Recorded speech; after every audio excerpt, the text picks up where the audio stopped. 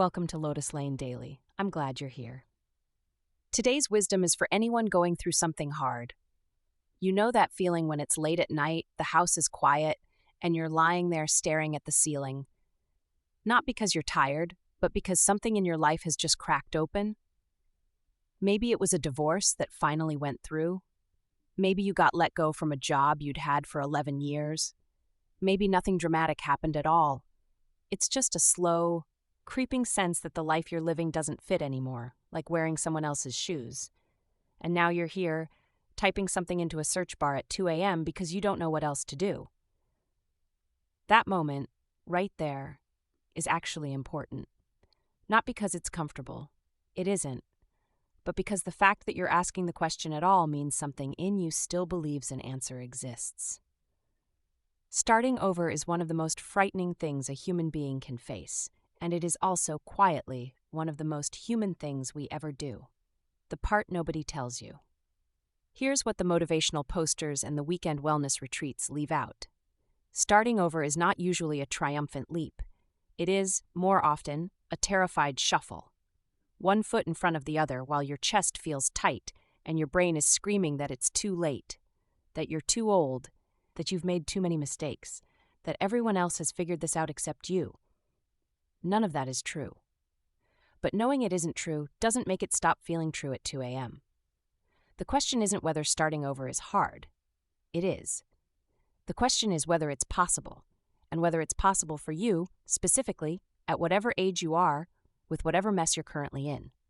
The answer, even if you can't feel it right now, is yes. Age is not the problem you think it is.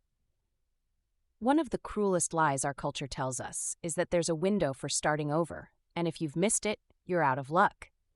That real change belongs to the young, the unencumbered, the people without mortgage payments and bad knees and a complicated history.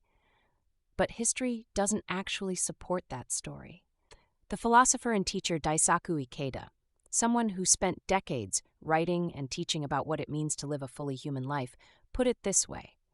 Human revolution is not something special or out of the ordinary. It is the process of transforming our lives, one challenge at a time. One challenge at a time, not all at once. Not in some blinding moment of clarity where everything reorganizes itself. One challenge at a time, which means right now, in your current circumstances, with whatever you have available to you, something can shift. That's not a platitude. That's how change actually works. What starting over actually looks like. People imagine starting over as a clean slate, wipe everything away, begin fresh, new city, new person, and sometimes it does look like that. But more often, starting over happens inside the same life you already have. Same apartment, same city, same body with the same aches. The difference is something internal, a decision, however small, to stop living from the same script. So what does that look like practically? First, be honest about what actually needs to change. Not what you think should change or what other people have told you to change, but what, in your gut, feels wrong. Grab a piece of paper. Write down 3 things about your current life that you can't keep pretending are fine. Don't perform it. Don't write what sounds reasonable. Write what's actually true. This isn't for anyone else to see. This is just you getting clear. Second, separate what you can control from what you can't. One of the most exhausting parts of a life that needs resetting is the tangle of things you're trying to fix simultaneously. Some of those things are in your hands.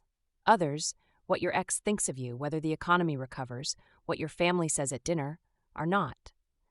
The practice of starting over requires, ruthlessly and repeatedly, returning your attention to the things you can actually act on. Third, do one small thing today, not a plan, not a vision board, one small, concrete action that moves you even slightly in a direction that feels true. Make the phone call you've been avoiding. Delete the app that's eating your hours. Walk around the block. Tell one person one true thing. Small actions repeated become a different life. This is not inspirational talk. This is how neural pathways actually change.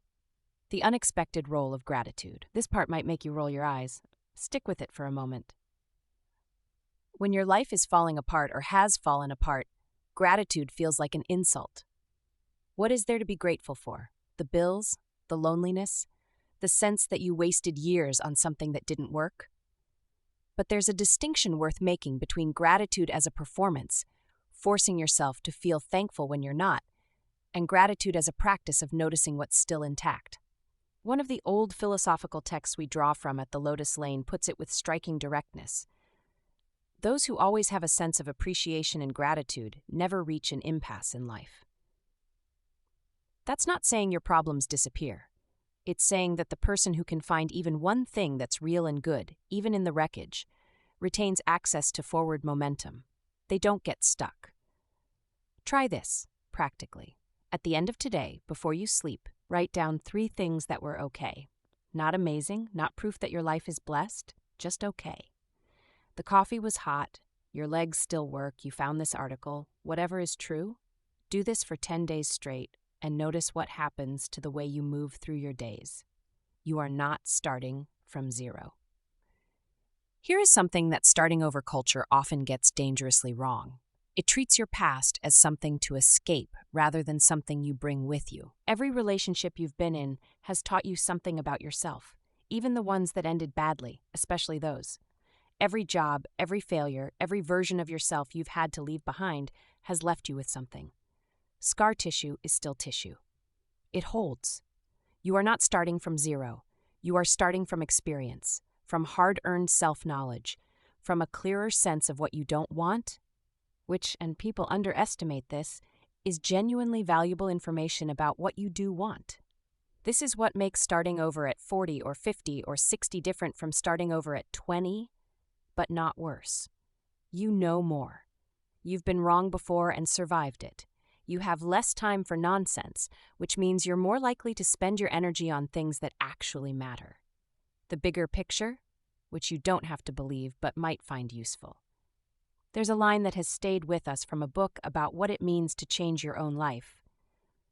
A great human revolution in just a single individual will help achieve a change in the destiny of a nation, and further, will enable a change in the destiny of all humankind. Now, that might sound enormous and abstract at 2 a.m.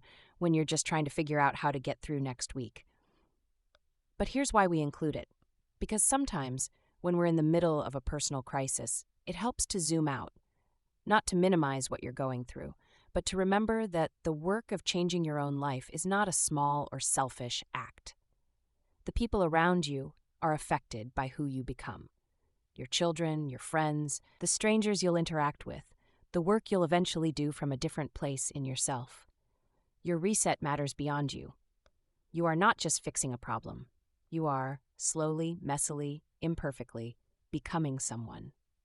One last thing. Starting over is not a single moment. It's a series of mornings where you choose again to move in a direction that's a little more honest and a little more alive than the day before. Some of those mornings you'll feel it. Some of those mornings you'll feel nothing except tired, and you'll do it anyway. The fact that you're awake right now, asking this question, is not a sign that you've lost. It's a sign that something in you refuses to stop. That part of you, the part that typed this search at 2 a.m., is not broken. It's the most intact thing about you. You don't need to have it figured out tonight. You just need to get to tomorrow. And then tomorrow, you do it again. We're glad you found this. Whatever comes next, you can do it. That's the wisdom for today. If something here landed for you, share it with one person who might need to hear it too. Take it slow. I'll see you tomorrow on Lotus Lane Daily.